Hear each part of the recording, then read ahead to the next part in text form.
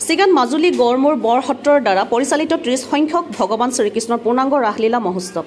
জনাই সমজিলাৰ চিগা আঞ্চলিক কৃষ্টি বিকাশ কেন্দ্ৰৰ সৈজন্যত মাজুলী গড়মূৰ বৰসত্ৰৰ দ্বাৰা পৰিচালিত 30 সংখ্যক ভগৱান শ্ৰীকৃষ্ণৰ পূৰ্ণাংগ ৰাসলীলা মহোৎসৱ বৃহস্পতিবাৰৰ পৰা তিনিদিনীয়াকৈ চিগা ৰাসলীলা উদযাপন সমিতি আৰম্ভ কৰিছে প্ৰদৰ্শন। বৃহস্পতিবাৰে আৰম্ভ কৰা প্ৰথম দিনৰ ৰাসলীলা মহোৎসৱৰ আৰম্ভণিতে জুবিন গাৰ্গৰ প্ৰতিছবিত বন্তি প্ৰজ্বলন কৰি শ্ৰদ্ধাঞ্জলি জ্ঞাপন কৰে সন্মিলিত গণশক্তি অসম জনাই জিলা সমিতিৰ প্ৰশাসনিক সাধাৰণ সম্পাদক কমলা শৰ্মাই। লগতে চিগা আঞ্চলিক কৃষ্টি বিকাশ কেন্দ্ৰৰ লগত জড়িত প্ৰায়ত বহুগৰাকী সদস্য অভিনেতাক শ্ৰদ্ধাঞ্জলি জনাই নিজৰ পৰিয়ালৰ লোকে। ইয়াৰ পিছতে ৰাসলীলা মহোৎসৱৰ প্ৰাংগণত আয়োজন কৰে বাণিজ্যিক মেলাৰ শুভ উদ্বোধন কৰে শ্ৰমিক শক্তি কেন্দ্ৰীয় সমিতিৰ সাধাৰণ সম্পাদক অতুল পেগুৱে। ইফালে ৰাসলীলা মহোৎসৱৰ মূল তোৰণৰ দুৱাৰ মুকলি কৰে মিচিং সাহিত্য সাহিত্য পৰিষদৰ কাৰ্যবাহী সদস্য পদুম ৰায়। উল্লেখ্য যে 1996 চনৰ পৰা চিগা আঞ্চলিক কৃষ্টি বিকাশ কেন্দ্ৰৰ সৈজন্যত প্ৰতি বছৰে উদযাপন কৰি অহাৰ সমান্তৰালভাৱে এই বছৰো 6, 7 আৰু 8 নৱেম্বৰত চিগা আঞ্চলিক কৃষ্টি বিকাশ কেন্দ্ৰৰ নেপাল কামান লক্টা ৰংগমঞ্চত ব্যক্তিক্ৰমী ৰূপত প্ৰদৰ্শন কৰা হৈছে ৰাসলীলা মহোৎসৱ। ৰাসলীলা মহোৎসৱৰ প্ৰথম দিনৰ উক্ত অনুষ্ঠানত উপস্থিত আছিল সন্মিলিত গণশক্তি অসম জনাই জিলা সমিতিৰ সভাপতি মূলাকান্ত পেগু, জনাই খণ্ড গণশক্তিৰ সম্পাদক নগেন সোণোৱাৰ, মুৰকংচালেট আঞ্চলিক পঞ্চায়তৰ সভাপতি মুক্তিনাথ পেগু আদি। ভাৰতবৰ্ষৰ লগতে এই চিগা অঞ্চলতো ভগৱান শ্ৰীকৃষ্ণৰ ৰাসলীলা মঞ্চস্থ কৰিছে। আজিৰ পৰা শুভাৰম্ভ কৰিছে। আঘোণ মাহৰ পূৰ্ণিমা তিথিত গোটেই হিন্দু ধৰ্মাৱলম্বী লোকসকলে এই ৰাসলীলা উদযাপন কৰে আৰু তাৰ লগত সংগতি ৰাখি চিগা পঞ্চায়ত কমিটিয়ে চিগা আঞ্চলিক কৃষ্টি বিকাশ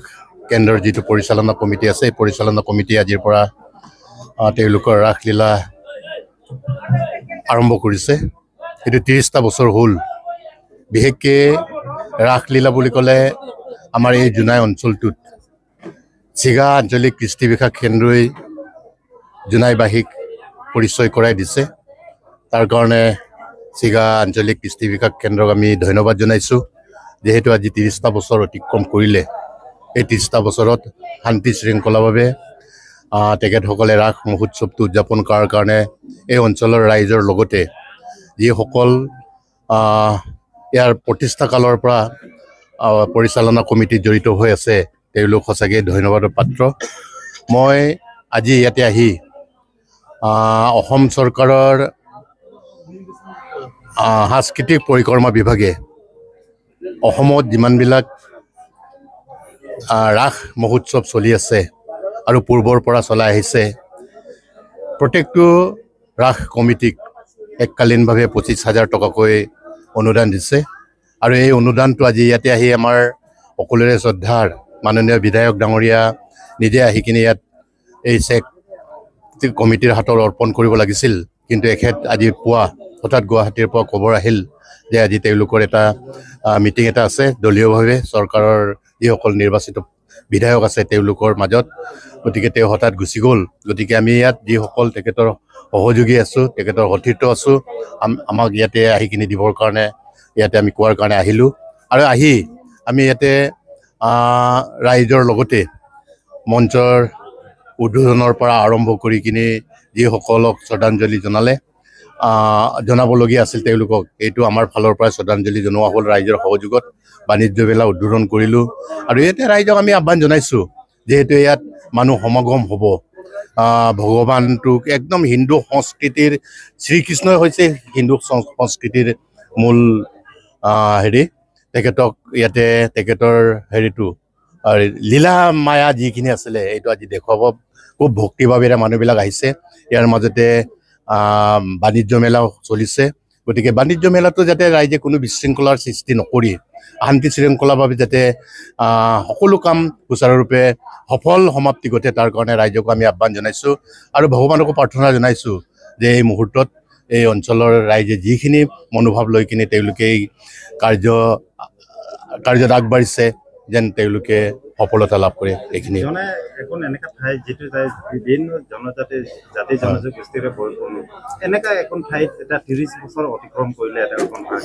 এনেকা ঠাইত অতিক্ৰম কৰাটো কি বুলি কয়? এইটো খুব সুন্দৰ লক্ষণ, ভাল লক্ষণ। যিহেতু এই ৰাসটো অকল শ্ৰীকৃষ্ণৰ ৰাসলীলা উদযাপনতে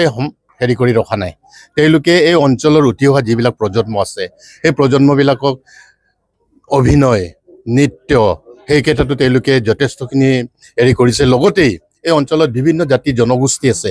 তেওঁলোকে প্ৰত্যেকেই অকল মিচিং মানুহ বুলি এখন গাঁও মিচিং গাঁও কিন্তু ইয়াত অভিনয় কৰে এই অঞ্চলত থকা প্ৰত্যেকটো জাতি জনগোষ্ঠীৰ মাজত আৰু তেওঁলোকে যেতিয়া এটা মঞ্চত একেলগ হ'ব তেওঁলোকৰ মনোভাৱবিলাক পৰস্পৰক বুজাবুজিলৈ আহিব তেতিয়া এখন অঞ্চলত এটা শান্তি শৃংখলাটো হেৰি হৈ থাকে গতিকে তাৰ কাৰণে এই ৰাস কমিটিয়ে যথেষ্টখিনি কৰিছে গতিকে তেওঁলোকক আমি ধন্যবাদ জনাইছোঁ আপোনালোকক ধন্যবাদ জনাইছোঁ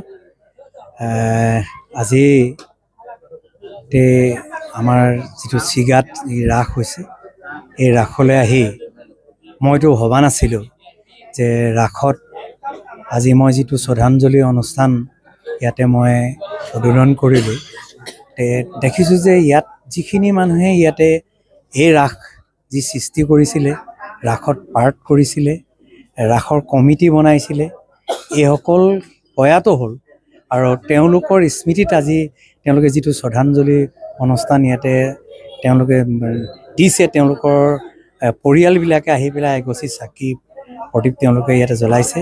মই ভাবিছোঁ যে এনেকুৱা এটা কাম সাধাৰণতে ৰাসবিলাকত অন্যান্য জেগাত প্ৰায় পোৱা নাযায় চিগাত এইটো পাইছোঁ গতিকে চিগাক আমি ক'ব লাগিব যে এই কমিটি তথা এই ৰাইজে যিটো এই কাম কৰিছে নহয় সেইটো মোৰ ফালৰ পৰা মই ভাবিব নোৱাৰা এটা মই ইয়াতে পৰিৱেশ দেখিছোঁ মই তেখেতলোকক বহুত বহুত ধন্যবাদ মই জনাইছোঁ যেহেতু দেখা গৈছে যে মিচিং সমাজত এইটো ৰাসৰ প্ৰভাৱটো প্ৰায় কম কিন্তু ইয়াত দেখাতে উৎসাহ উদ্দীপনাৰে ইয়াত পালন কৰা 30 বছৰ অতিক্ৰম কৰিছে এই সংখ্যা কি আপুনি আপোনাৰ নহয় আপোনালোকে চাওক এটা কথা হৈছে কি যে ৰাসটো আপোনালোকে অকল মিচিং বুলি নহয় কাৰণ কেলৈ ইয়াতে আপুনি 80% মিচিং মানুহ ইয়াতে এনেও আছে আৰু ইয়াতে কালচাৰেলত যদি আপোনালোকে চাবলৈ যায় তেনেহ'লে ভাওনাৰ পৰা ইত্যাদি কৰি মিচিংসকলে ভাওনাও কৰে ক'ত কৰে আপোনালোকে চাওক যে মাজুলীলৈ চাওক মাজুলীত যদি দেখা যায় তেনেহ'লে মাজুলীত মিচিংসকলে মিচিং ভাষাতে তেওঁলোকে ৰাস পাতে গতিকে এইটো তাৰ এটা ইতিহাস আহিছে আৰু তেওঁলোকে এতিয়া যিবিলাক তেওঁলোকে গায়ন বায়ন যিবিলাক তেওঁলোকে ইয়ালৈ আনিছে তেনেহ'লে ৰাস এইটো মাজুলীৰ পৰা তেওঁলোকে ইয়ালৈ আনিছে আৰু আনিয়ে তেওঁলোকে এইখিনি সমাজৰ মাজতে তেওঁলোকে ৰাসটো প্ৰতিষ্ঠা কৰিছে গতিকে আমি তেওঁলোকক এইটোত যে মিচিংসকলে কৰিছে বুলি মই নকওঁ কিন্তু মিচিংসকলে যে আগবাঢ়ি আহিছে ৰাস কৰিবৰ কাৰণে আগবাঢ়িছে ভাওনা কৰিবৰ কাৰণে আগবাঢ়িছে তেখেতলোকক বহুত বহুত ধন্যবাদ জনাইছোঁ